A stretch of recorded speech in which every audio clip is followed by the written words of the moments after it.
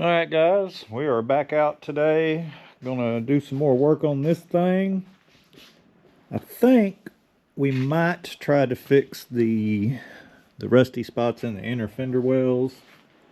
I got just a few little spots on each side we need to take care of. First things first, though, I've got to get this mess cleaned up.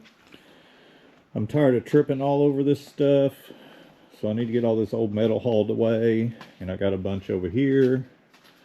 Just a bunch of crap that, you know, is just in the... Of course, that's really not in my way, but still, if I'm going to make a load and haul it off, might as well do it all at once. But I think what I'm going to do is get the gray car out, and then I'll pull my little truck in, load all this up and haul it away, get it out of the way so I can actually work in here and get back on this thing. So we still got a bunch to do before we can put the pan in. You know, everything just kind of snowballs on these old cars. You think, you know, you're just gonna do a quick little pan replacement, and then you find all this other stuff you got to do before you can do that. But that's just part of it, you know. I did see yesterday, I was watching, I think it's Meekum auctions, the classic car auctions, and they had a Cardinal Red 70 GTO with the sandalwood interior, just a base 400 automatic car, just basically what this car was born as. It kind of looked like a older restoration. It wasn't correct. There were a few little things with it. It wasn't like a high-end car for sure. I mean, it was a nice car, but it wasn't what I would consider a high-end restoration. And I think it sold for $30,000 or $32,000. I know it was at least 30. And like I said, I mean, it was a decent car. It was a good looking car, but you know, it just wasn't like high-end level restoration. You know, it was a good quality driver. And I got to thinking about, you know, for that price, you know, for 30 grand, we'll just say 30 grand, I couldn't build this car even to the level that car was, even though it wasn't a high-end restoration. I mean, to get this car to the level that car was, I feel like would take more than $30,000. I mean, you could do it, you know, if you were able to do the majority of the work yourself. I'm not a paint body guy, so I would have to farm that out. That's very expensive, especially if you're working on something as, you know, rough as this damn thing is. But so, you know, people would probably question, you know, why would you buy something like that when you can just go buy one that's pretty much done for 30 grand? I don't have 30 grand. I couldn't afford to go drop 30 grand cash on a car like that. On a car that you don't know anything about, you don't know the history of it, you don't know what's been done to it. So I personally would rather, well, it's not just that I would rather, it's also the only way I could afford to do it. I would rather buy something like this and spend, you know, maybe 30 grand over the course of a long time, you know, just over time. And then you've got a car that you built yourself. You know what's been done to it, what's not been done to it, you know, what shortcuts you might have taken, you know, or, you know, you just know how it's built. And then I also have saved a car from dying a slow death out in the middle of the woods in West Arkansas. You know what I mean? So that to me means more to me that, you know, than just going and dropping 30 grand on something somebody else spent that you don't know anything about. But that being said, I have no intentions of spending 30 grand on this car.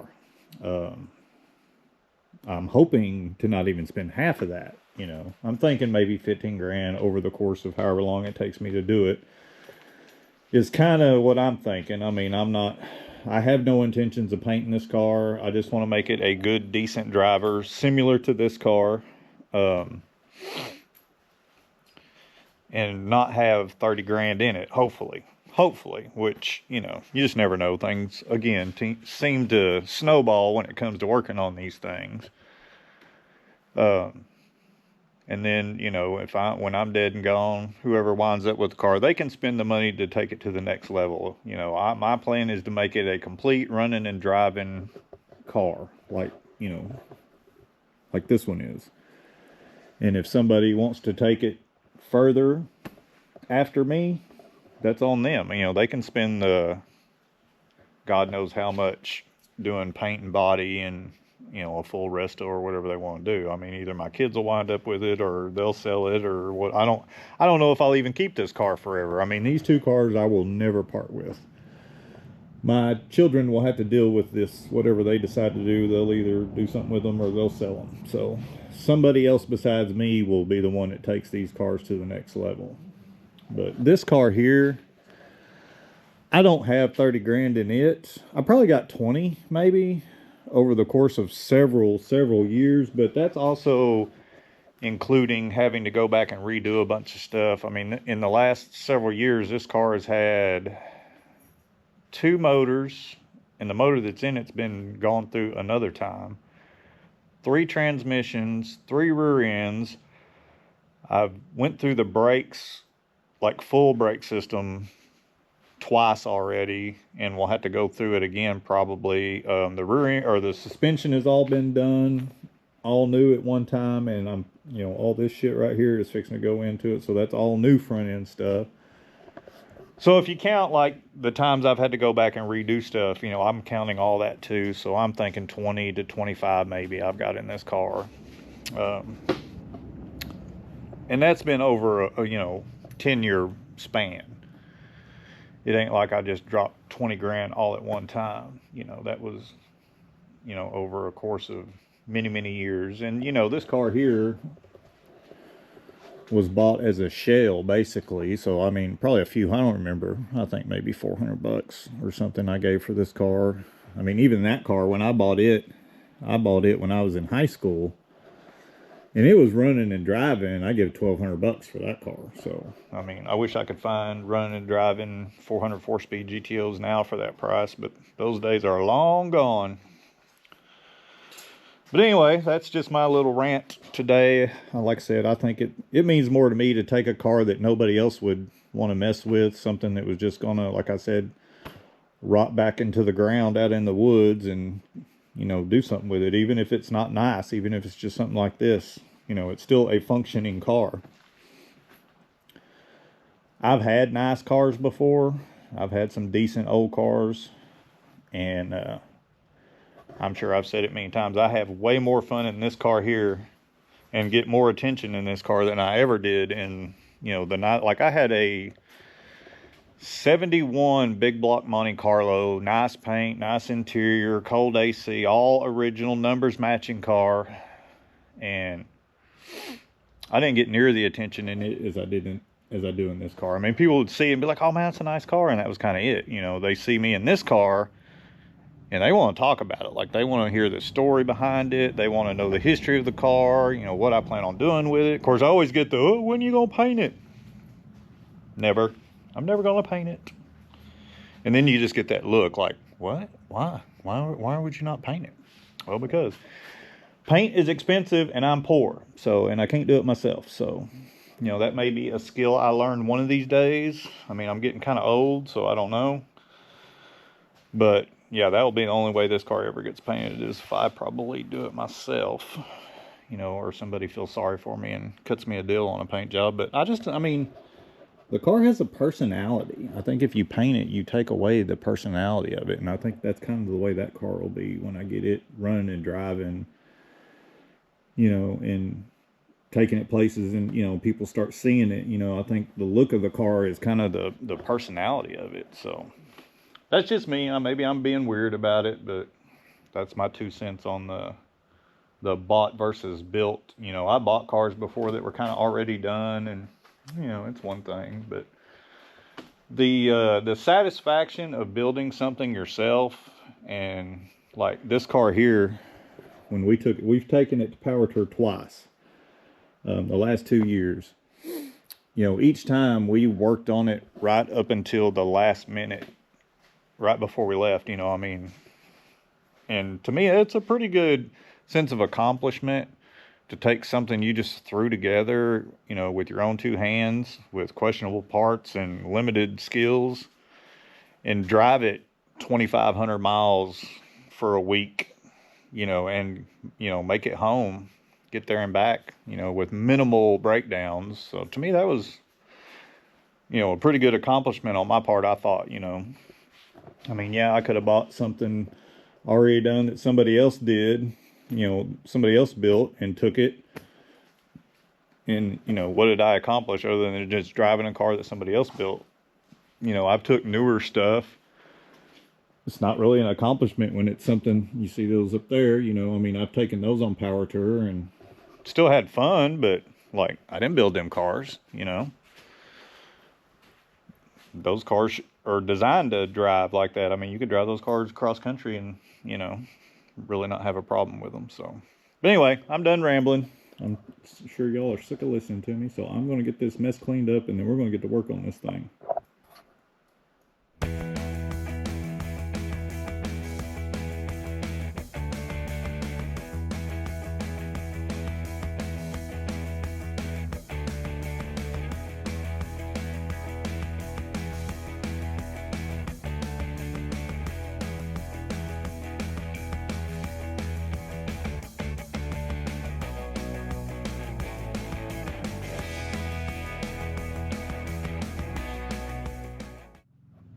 Alright, I got most of it loaded up. All that I'll just sweep up and put in the trash, but I got the majority of everything that was over here. I just figured since I was going to take a load off, I would do it now. I don't know why I like this little truck so much, but I do. It's kind of a shit box, but it's been on the channel before. When I bought it, the bed was all jacked up, so we swapped beds out and put tires and wheels on it, did a few other little things to it. But it's like everything else I got, it needs paint. This bed here came off of a truck that the cab burnt, so it bubbled the paint up, you know, right up against the, or the front of the bed. It's like that on both sides, but I don't know if I'm gonna keep it or not. I have another truck, but I hate to get rid of it because I really like it. I think if I do keep it, we're gonna put we might put the turbo motor in it. I don't even remember where my turbo motor's at. Oh, there it is. Might put that in it. Right, currently it is just a 4.8, the small V8 with automatic, so I think it would be a fun little truck to put the turbo motor in. I don't know what I'm gonna do. What do y'all think? Is that something y'all would want to see on the channel, or do you want me to just stick with the old stuff? Would y'all watch me build a little turbo street truck out of this or not? Comment and let me know. Speaking of commenting, don't forget to go back to my last video. Again, make sure you're subscribed, like, share, comment. We got a few jokes people are telling on there. For the giveaway, that was kind of the deal. Comment a funny dad joke and then we'll pick one at the end of the month, so go do that. We got quite a few so far. It's been on there, the video's been up for a week now, so let's get a few more and we'll get that giveaway done at the end of the month. But I'm gonna run this down back in the backyard where I have all my other junk cars. There's an old truck down there that I just used the bed. It's actually the bed that came off of this is sitting on that frame, and that's just where I pile all my junk scrap metal. One of these days I'll haul it off, so I will be back. Alright, so I got most of the mess cleaned up, got everything hauled off and sort of kind of swept up, took the trash out.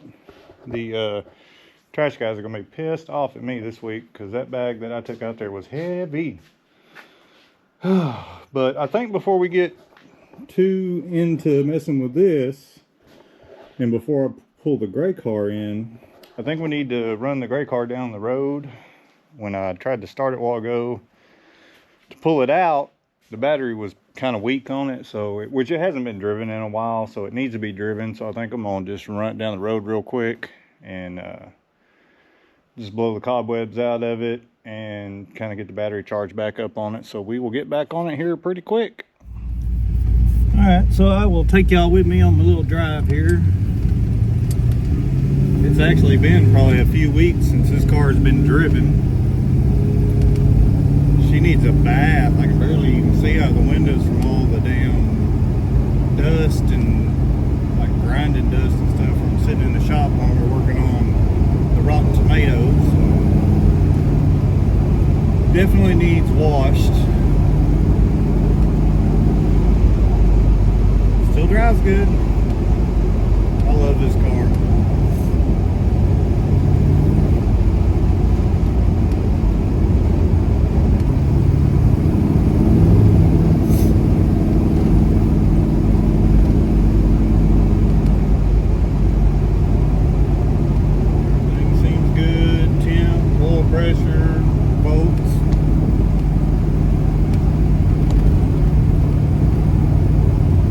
Battery was just a little weak this morning, so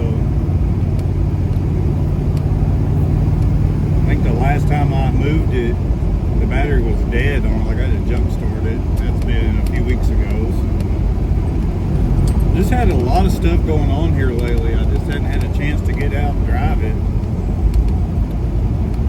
Of course, wintertime is hit and it's in full effect down here. But today's pretty nice. I mean, it's probably in the 50s, but sun shining, so it's not too bad. So it's a good day for a little cruise in this thing.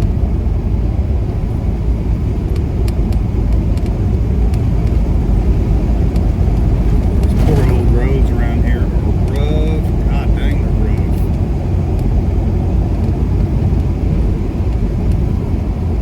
Of course, this time of year, you got to be real careful.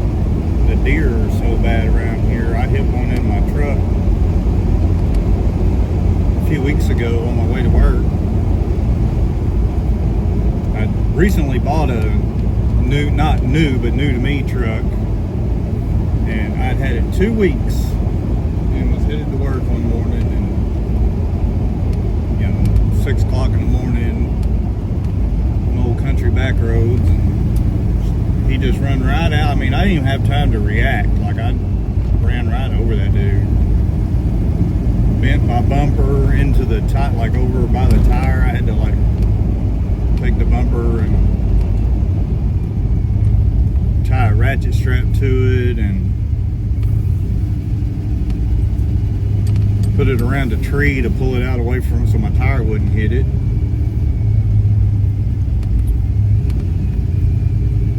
Which is deer season right now. That's what we just drove around. A couple of dudes stopped on the side of the road that are deer hunting, so I wish they would thin the herd down. Of course, I kind of live out in the sticks, and then I have to drive. It's almost an hour drive to work. We usually leave the house about 5:30 in the morning, headed to work, and we just take a lot of little back roads, little country roads and stuff, and some mornings we'll see anywhere from 15 to 30 deer just on the way to work. It's a wonder we don't hit one every day, but we've hit a bunch of them in our lifetimes.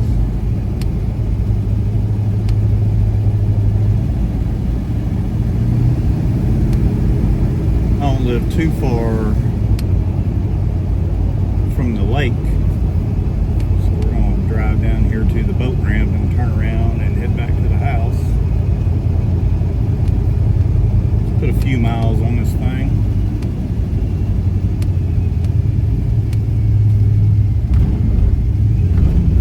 Another deer hunter down here.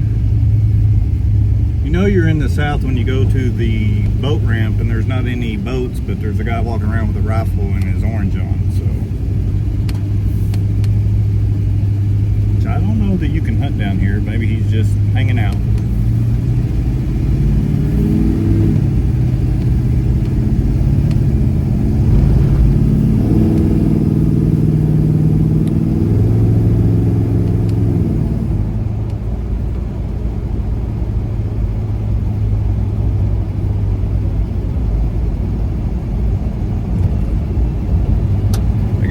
I should be doing today is washing this thing instead of working on that other car, but probably ain't gonna happen. I need to get busy on the Rotten Tomato.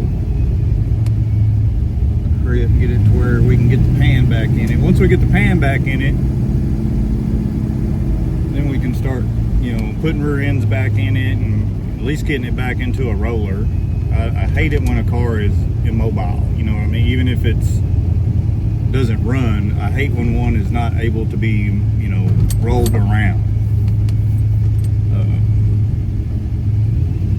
I want them to be able to be, if something does happen, I need that spot in the shop, I can push it outside or whatever, but right now I can't do that. So even my black car, I put the front end and everything back together on it just so I, you know, I can put tires and wheels on it and it'll move, so it'll roll and steer, so it ain't got no brakes, but that's not a big deal, so.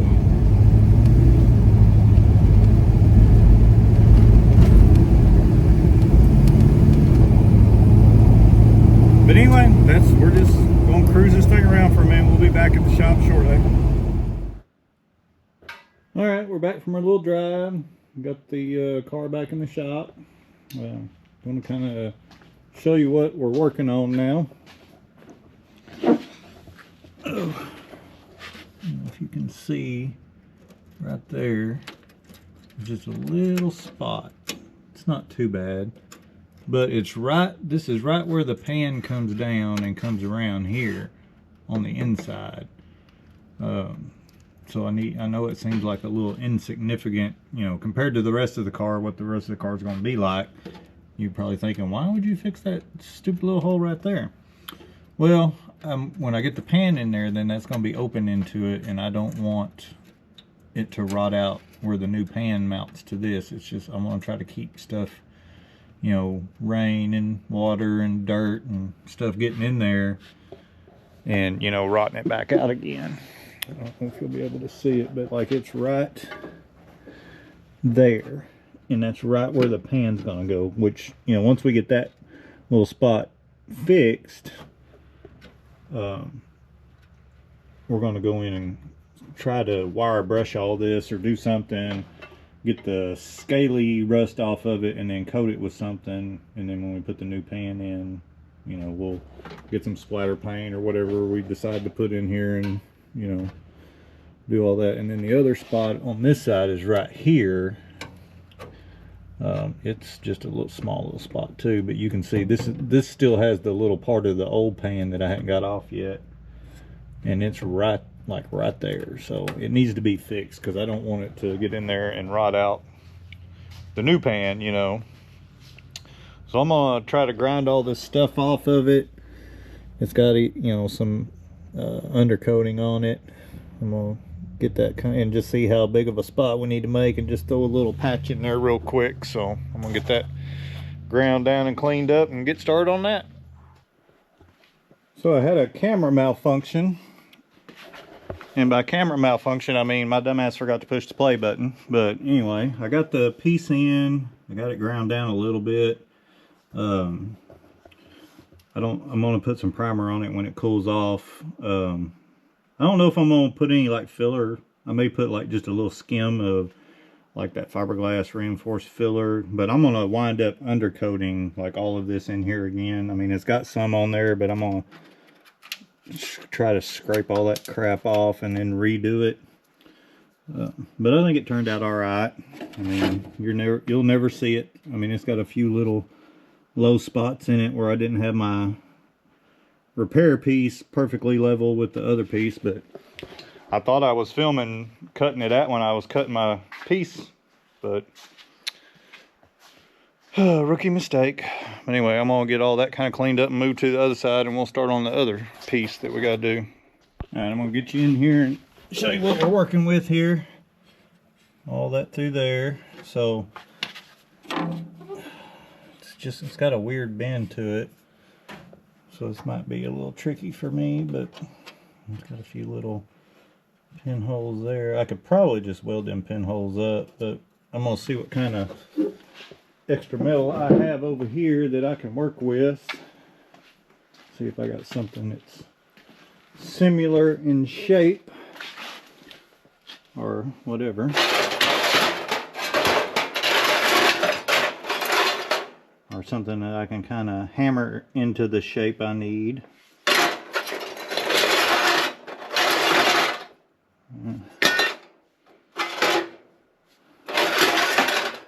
That might work. It may not be big enough though.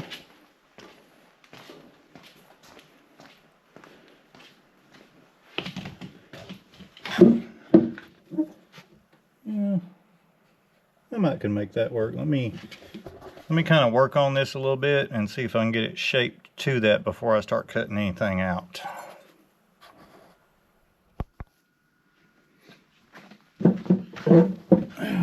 Alright, so I think I got kind of the basic shape I need. I think if I can cut this far end over here and tack that and then cut it as I go and just push it in, because it's not perfectly matched to the, because it kind of curves in this way and then this, you know, this way too, so there's a lot of weird contours to it. So this might be kind of a trick, but I think we can figure it out. And like I said, it's going to be covered up with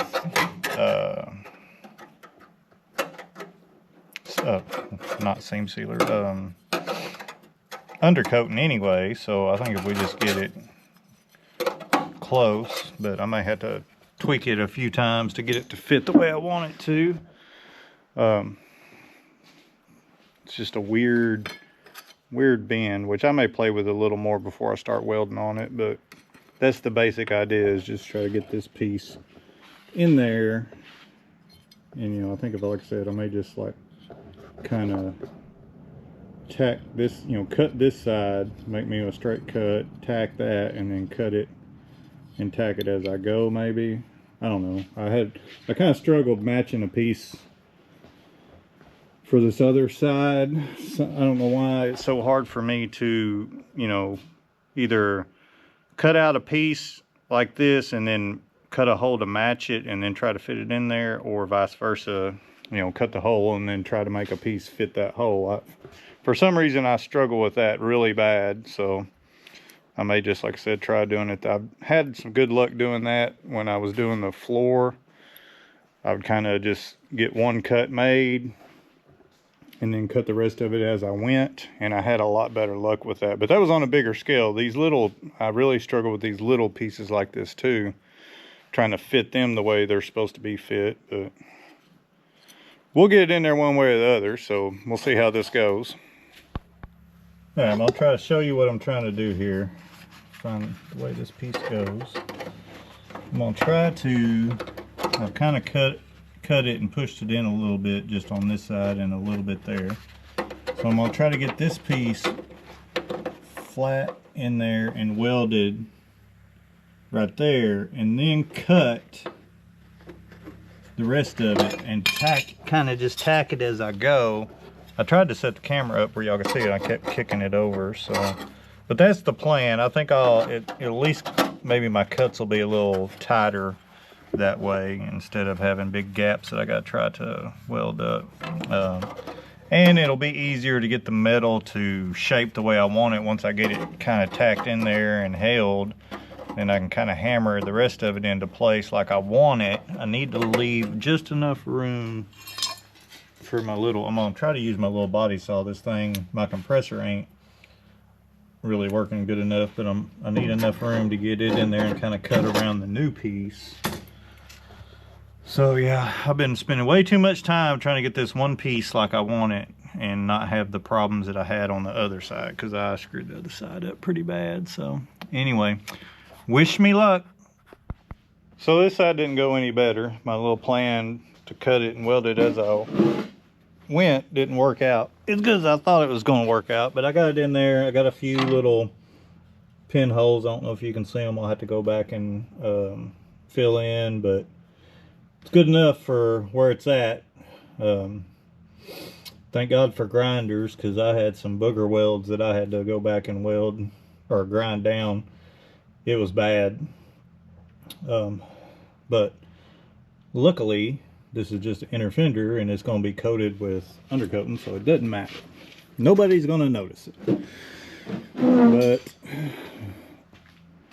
on this side, I haven't got the old metal off yet, where I think some of my welds stuck to it too, but that little ridge from the trunk pan was still on there. I didn't even think about that, and I never got cut through it, so I got to get all that off before I can put the pan in, and then I'll kind of finish this, you know, grind this side out, because like I said, there's some welds that have come through, because I did have some pretty good gaps that I had to overcome. So this side will have to have some work done to it too, but the rusted out hole is not there anymore, so I may have made it worse, but anyway, so got that side done. It's good enough. I ain't worried about doing anything else to it other than, you know, coating it when we get done. I know this video's kind of been all over the place today. I know we spent the majority of the time cleaning up the shop and driving the car, and we didn't get a whole lot of work done on the red car, which we didn't get a lot of work done, but it took a long time. As you know, I know you'll probably get sick of me talking about how long this stuff takes, but yeah, it's late and I'm tired. I'm sick of messing with it, and it's past supper time. And I'm hungry, so I'm fixing to go eat. So I think this is probably going to be the end of this video. I really don't know. I think really I'm going to have to get those shock mounts cut off that other frame before we can really go much further on this car anyway. Nobody local had the tool I was wanting. So I have ordered that. It should be here sometime this week, so maybe next weekend we can get that done. Hopefully the weather's good.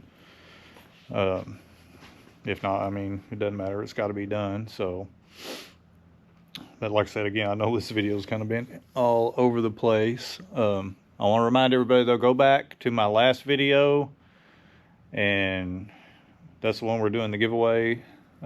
Just a t-shirt and some stickers, so go check that out. Everything you got to know is in that video, and I think I talked about it at the beginning of this video again too, so go do that. And I'm so sick of metal work. I'm ready to get to the nuts and bolts of this thing, but hopefully pretty soon we can get the pan in, and then I'll just have to take like a whole weekend to finish weld everything. I still have a whole bunch of welding to do in the floor, and so a few places I got to fill in, and then a lot of grind. There'll be a lot of grinding and filling, but you know, nobody wants to watch me just run a grinder for 10 hours, I don't figure, so probably won't film that, but hopefully we'll be done with most of that. And I may take a break of metal work before I start tackling all of this. We may do some of the mechanical stuff on this car, like, you know, at least get the rear end and all that stuff in it. And I just need a break from cutting and welding. I don't like it. Not a fan. But anyway, thanks for watching, as always. I really do appreciate it. Thank all of my new subscribers, all of my old subscribers. Let's keep this thing going. Let's see how big we can get it. And thank you again, and we will catch you on the next one. And go work on your junk.